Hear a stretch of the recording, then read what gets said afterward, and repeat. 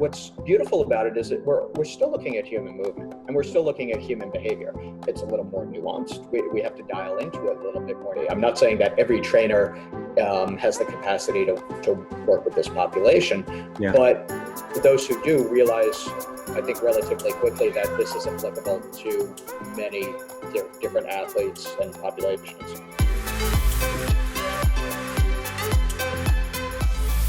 What's up, fitness fans? Welcome back to the Future of Fitness podcast and interview series. This is your host again, Eric Malzone, and this is episode number 60, big 60.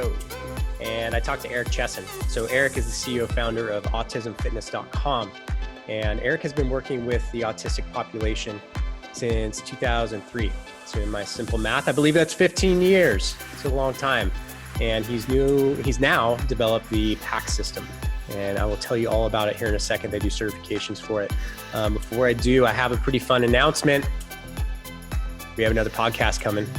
So we're going to keep the Future of Fitness podcast. We love it. And we're going to make it a little bit more of a longer form, longer conversation piece. But we still want to talk to a lot of fitness professionals and have the opportunity and privilege to highlight. So it's called the Fitness Blitz. That's right. Short interviews highlighting fitness professionals from all over the world. And we're super excited. We already have about 30 people booked. And by the time this gets released, we'll be recording. So if you're interested, if you want to be highlighted as a fitness professional, I'd love to. Yeah, just shoot me an email, eric@fitnessmarketingalliance.com, and I'll hook you up with the application and how to schedule your interview. So yeah, it's called the Fitness Blitz. Super exciting. You're going to get a lot of value from it because that's our goal. So back to Eric Chessen and the PAC method. So PAC stands for Physical, Adaptive, Cognitive. So essentially it is a if-then system. If this, then that. And he's not trying to simplify a very complicated field. He's just trying to make it easier for fitness professionals to get in and help people with autism. And the physical route is a great way to train the mind. We all know that because we've been in the industry for a long time. So great cause, and it's autismfitness.com. They are doing certifications now, so you can learn more about working with this particular part of our society and our communities, and we would love it if you did so. So without further ado, let's get into it. Number 60 with Eric Chessen. Hey, fitness fans, welcome back to the Future of Fitness podcast. Today, I have the extreme pleasure of talking to Eric Chessen from Autism Fitness. Eric, welcome to the show. Thank you very much, Eric. Yeah. Eric, this is going to be fun. We're going to have a good time with this. And I like that you spell your name with a C as well. So one less thing to remember. Exactly. So you and I have had a couple great conversations before this recording. And to give people some background before we get into the real nuts and bolts of what you do now, give us some background on what led up to Autism Fitness and some of your background in the fitness industry. Definitely. So just about over 15 years ago, I was working as a personal trainer, working with general population. And I was also in classes, in graduate school classes for general psych, but the program I was in had a very heavy emphasis on behavior analysis or applied behavior analysis. And I had a classmate who was interested in incorporating some of my fitness knowledge into this program she worked for, which focused on lower functioning individuals on the autism spectrum. So over the course of a 5-minute bus ride to the train station, she convinced me to apply to work for this program, which is affiliated with Johns Hopkins neurology department. And so they were interested. I started working with them. And at the same time, I was still very new in my training career as well. But at the same time, I was getting better as a fitness professional. I was also undergoing this very intensive training in applied behavior analysis, which is the most effective educational and behavioral intervention and teaching strategy for the autism population. So I found that there were a lot of similarities between those two practices, and everything that I do now is based on an interdisciplinary model. What I also found, or didn't find, was a lot of information specifically on developing fitness programs for the autism population. What I did find was a lot of general information about the importance of, fitness is important for all populations, special needs populations included. So I didn't find a lot of that stuff. And I think it's because there was not much of an interdisciplinary model. There wasn't a lot of talking between the fitness and the behavior therapy or intervention fields. So at the time I started taking what happened pretty soon after I started working with this program was I had a behavior therapist contact me who said, look, I usually do early intervention, so ages 2 to 4.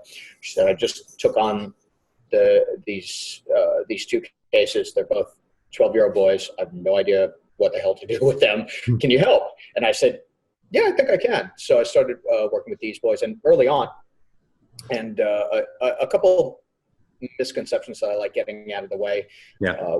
With respect to Autism Fitness. So I don't just work with young individuals because people have a tendency to associate fitness programs or especially special needs therapeutic or activity programs with children. And the average age of one of my athletes is around 21, 22, up to my oldest athlete right now is 57.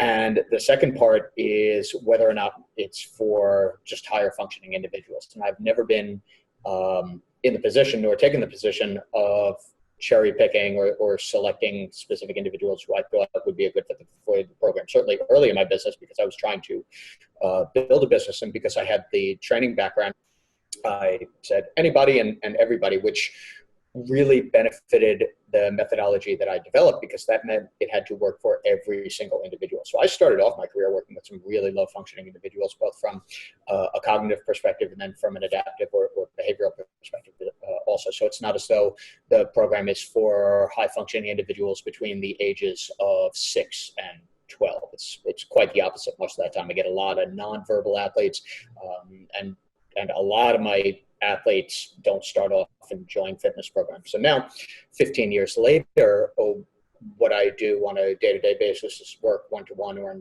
in small groups with my athletes. And then I've developed an educational system and methodology for other fitness professionals and therapists and practitioners who want to integrate fitness programs into the lives of individuals on the autism spectrum.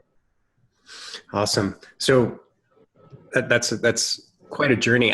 Can you give us some stats? Give us some statistics on autism, like, what percentage of the population has it? You gave me an interesting stat when we talked a couple of weeks ago about how a lot of it is, people who are now at an older age are getting diagnosed, and that's a big growing population of autism. Give us some surprising stats. So for the past decade, we've seen this upward trend of autism diagnoses, and that's not to say that we don't have a good segment of the population. I think that right now the stats are of the nearly, I believe, 300 million people in the United States alone, 1.1 or 1.2 million people are diagnosed on the autism spectrum. Wow. So that's, that's a good amount.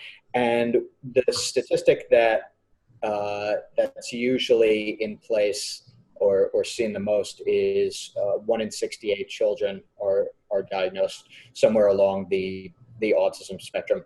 Recently, it's been reported that there is a plateau in diagnoses, which does not mean that autism is going away. It just means that a lot of, I think what's happened is a lot of the individuals that have been diagnosed retroactively, so now you get early diagnoses up to as early as, a year or a year and a half, because of medical science and some of the indicators that therapists can see now. But you have these 2 or 3 generations of individuals who are in their late 20s or their 30s or their 40s who are now were being diagnosed retroactively. So I think that accounts for a big pool of the diagnosis in the last maybe 5 or 10 years. So now we see a leveling out of that, because everybody who wasn't diagnosed before is now pulled into the autism spectrum. And we can discuss, stats and numbers, but the reality is, whereas I guess 10 or 12 years ago, you would ask somebody, do you know anybody on the autism spectrum? And people would say, oh, no, not really, but I saw, an article about it or something.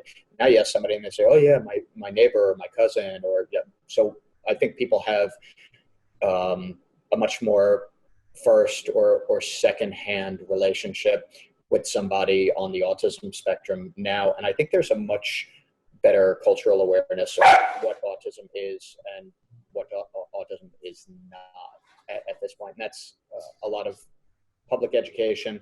And I think just people being around individuals who are on the autism spectrum also. So that personal interaction and getting to know somebody who is on the autism spectrum helps a lot to further people's working knowledge of autism. And then the other statistic that I believe you and I covered was the fact that 31% of adolescents on the autism spectrum are clinically obese right now. So certainly that is demonstrative of something that should not be going on that's going on.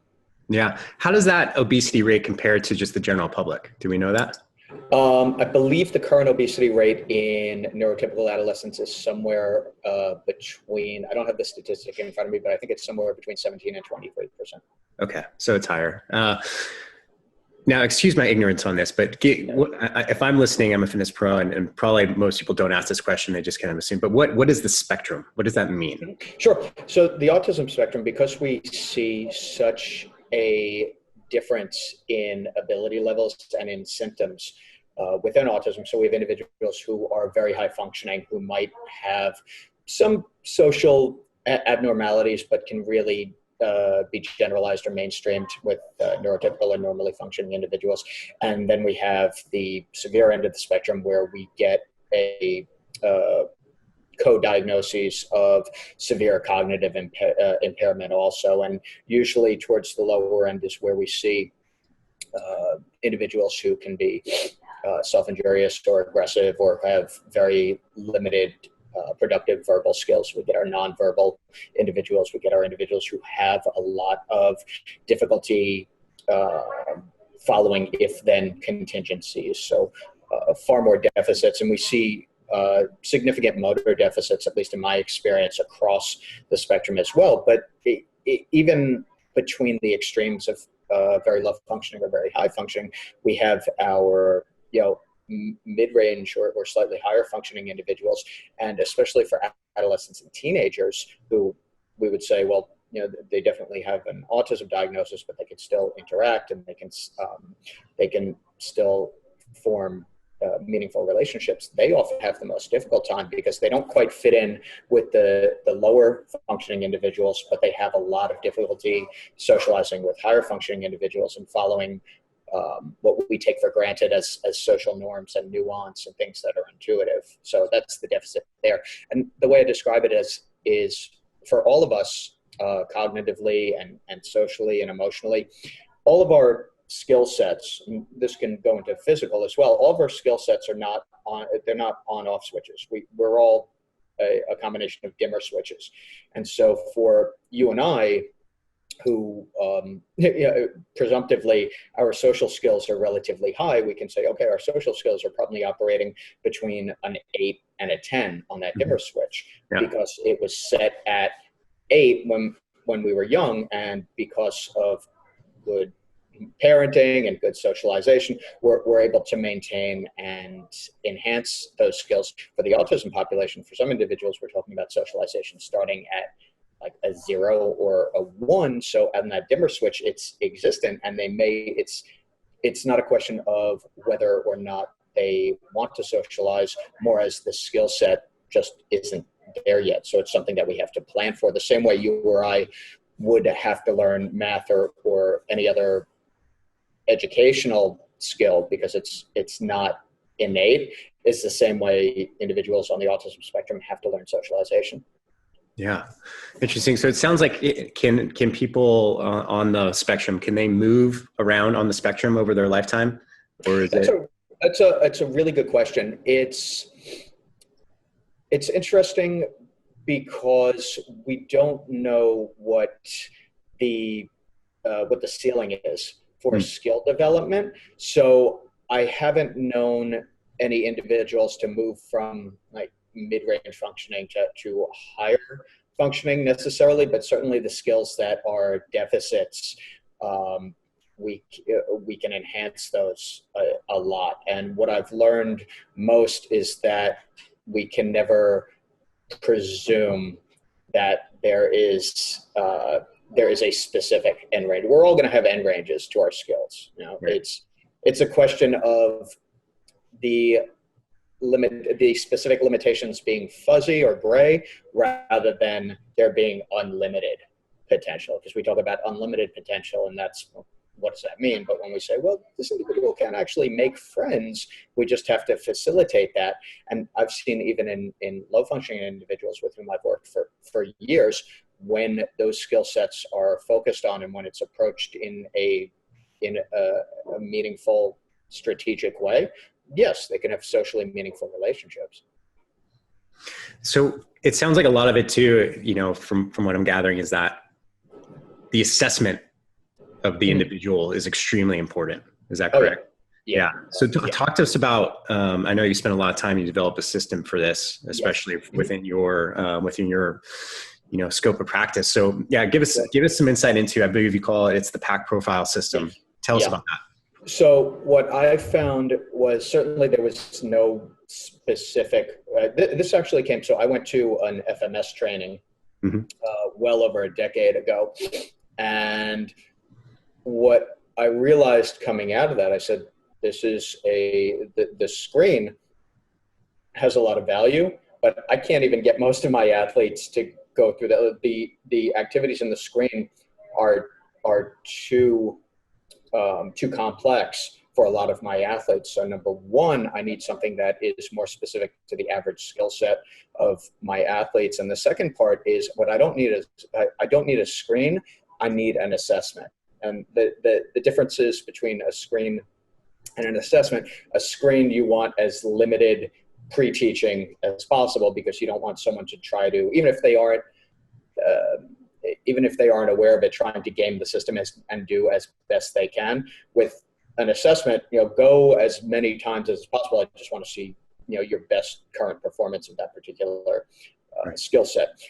What I also realized was that the physical or the movement aspect when working with the autism population was not the only component. So if you have someone from general population, or you have a sport-specific athlete, they will most likely go through whatever screen or go through any assessment that you give them. They're going to be nervous, or they might have their reservations, but they're going to be motivated enough, or at least cooperative enough that they're going to go through it.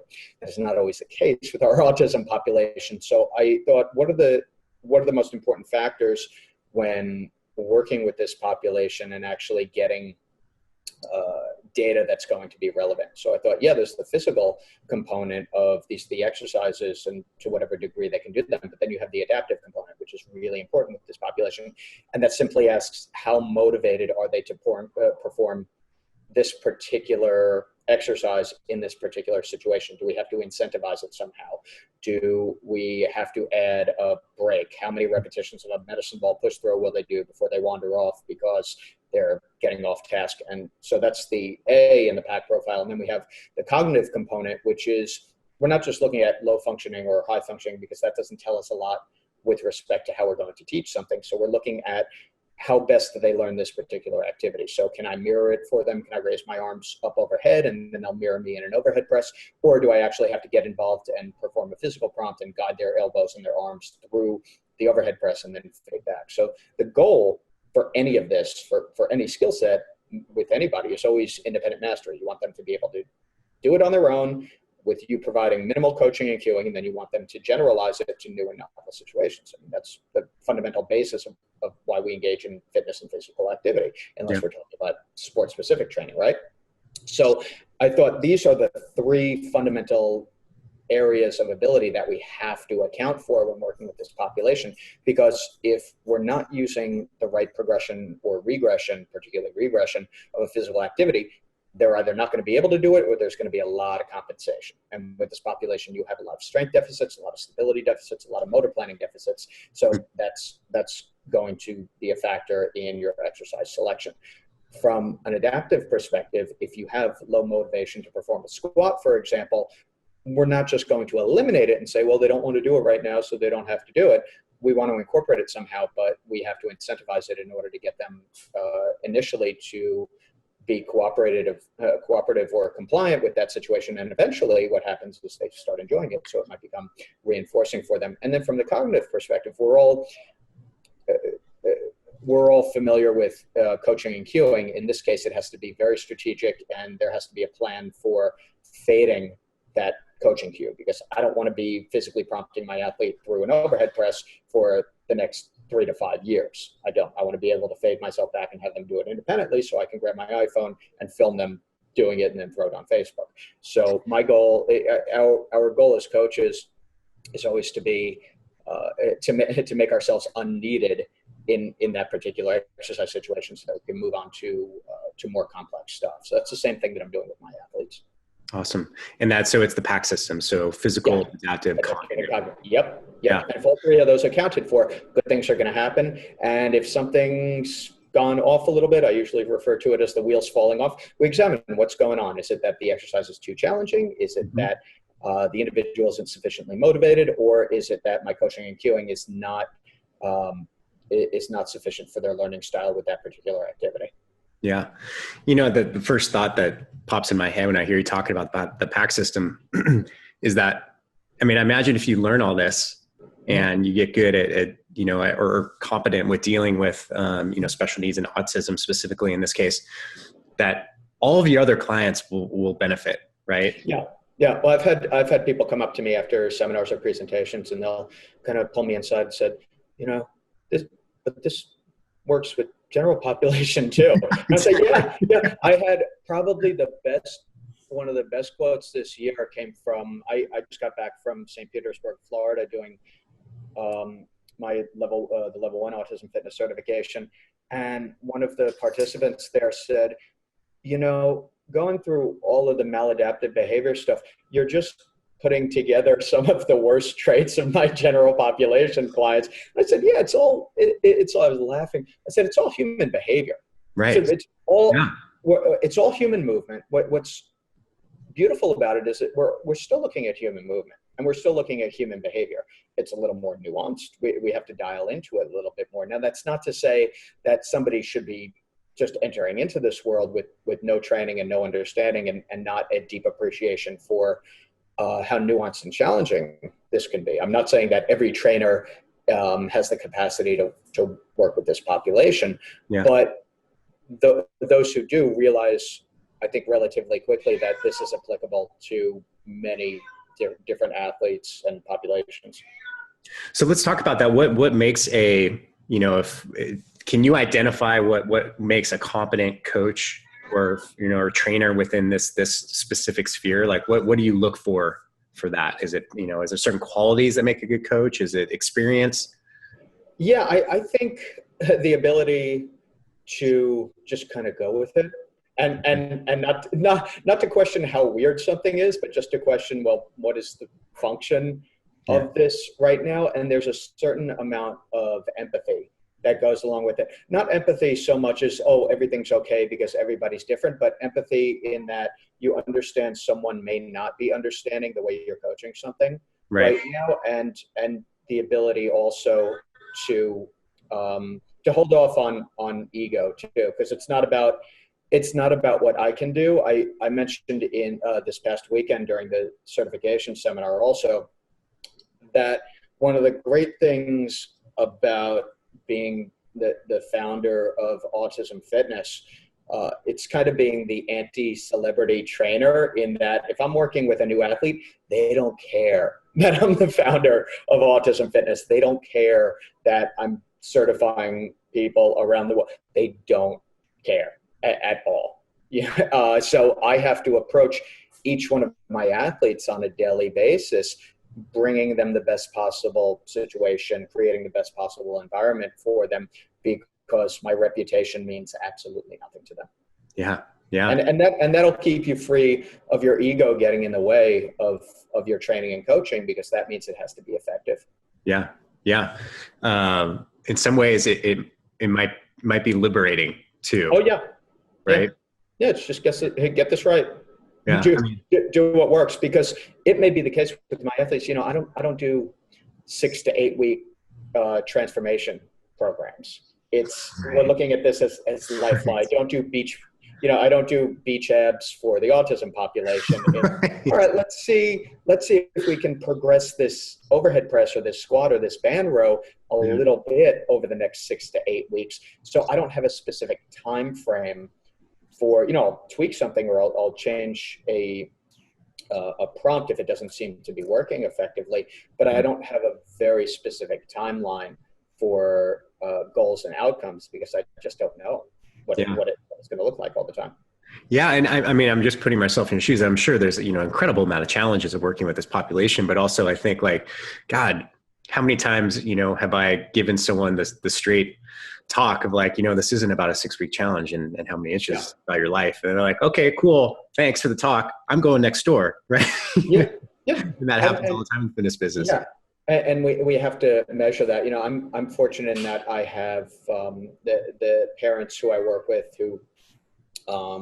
whose sons and daughters I work with of any age. I think the expectations, they vary a lot, but I think what every parent or every client wants is they want to know that their child, again, could be an adult child also, are safe, and that there is something going on in that room that's going to be beneficial for them. Because you think about general population and their attitudes or their expectations of what exercise can be, even with myths that we thought we wouldn't have to deal with anymore, like strength training for females and getting bulky, and all of this stuff still persists also. So I think sometimes that my friends and colleagues in the strength and conditioning world who are working with general population have it even more difficult than I do, because I don't have to convince someone that that squatting with an 8 or 10 pound sandbell is going to get their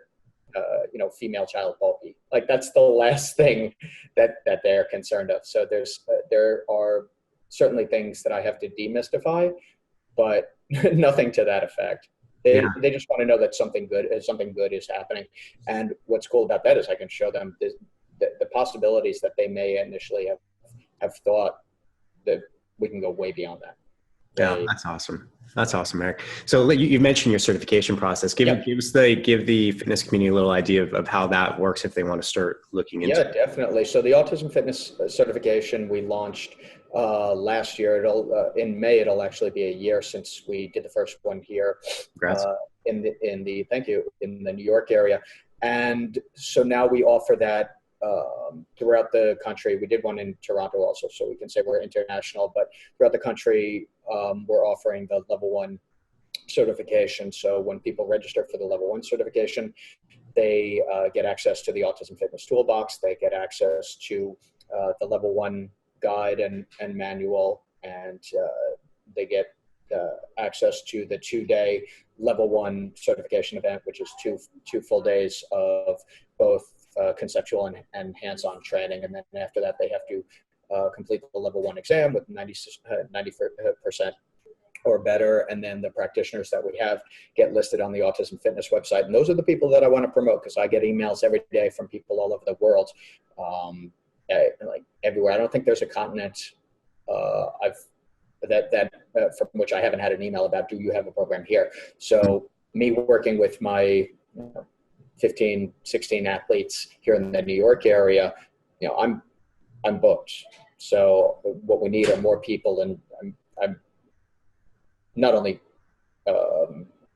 sure, I'm absolutely convinced that there are other practitioners out there who can bring this work to the autism population. So now the goal is to meet the needs of every individual on the autism spectrum with a certified autism fitness practitioner. Yeah, oh, that's awesome, man. So certainly there's demand. Absolutely. Yeah. How do people get started? Or how do they know? I'm just thinking, if I'm a fitness professional, I'm like, oh, this sounds kind of interesting. How do I know if this is for me? Right. Sure. Good question. I would go through the best way is to go through, I think, our YouTube channel and just see what it looks like, because I can spend entire articles describing what autism is like, but go through, it's called The Autism Fitness on YouTube. Go through some of my videos and see what it actually looks like. I'm not in the business of, again, candy coating this for people. I'm not in the business of saying everybody in the pool, everybody should be doing this. It's an important population. No, I recognize that there are certain practitioners and professionals who are going to have an interest in this, and many more who are not, and that's absolutely fine. But I want the ones who are, and I want the ones who are to be well trained and to have the confidence of knowing that that they're going to be able to do this if they have the right training and if they're following through consistently also. So I would say anybody interested in this should definitely look at the YouTube page, and then even, volunteer or do an observation day at, if they can, at a behavior therapy clinic or, at a local autism school, something like that. Even volunteer at a local autism organization for a couple weekends. And if they feel comfortable and confident that this is something that they would want to pursue, then I would definitely get involved with the certification. Awesome. And I'll post some of those videos too in our closed Facebook group. It's the Modern Fitness Pro. Cool. And get some information out there as well. So it's autismfitness.com. Is that correct? Sir. Cool. Mm-hmm. And they can find you on social media as well? Yeah. You can find me, Eric Chessen, or you can find Autism Fitness on Facebook. I'm around. I'm available. If you email me, eric@autismfitness.com, I usually have a 48-hour response policy because I just want to clear out my inbox. But if people go to autismfitness.com, they can also sign up for the free newsletter, and we send out all the updates about the certification, where it's going to be next, what we have going on this year. What we're also doing for our level 1 certs is with continuing education, we're going to do a quarterly webinar and answer everybody's questions about business development and about how to structure your programs and everything else that they need in order to be successful. Because once people are part of the level 1 certification, what we want them to do is take this work and build their business as much as they can on it too, because there's certainly a shortage of people right now who are able to meet the needs of this population. Yeah. Awesome. Well, Eric, thank you for taking the time and coming on and telling us all about, the work you're doing and what it looks like. And just thank you for doing the work.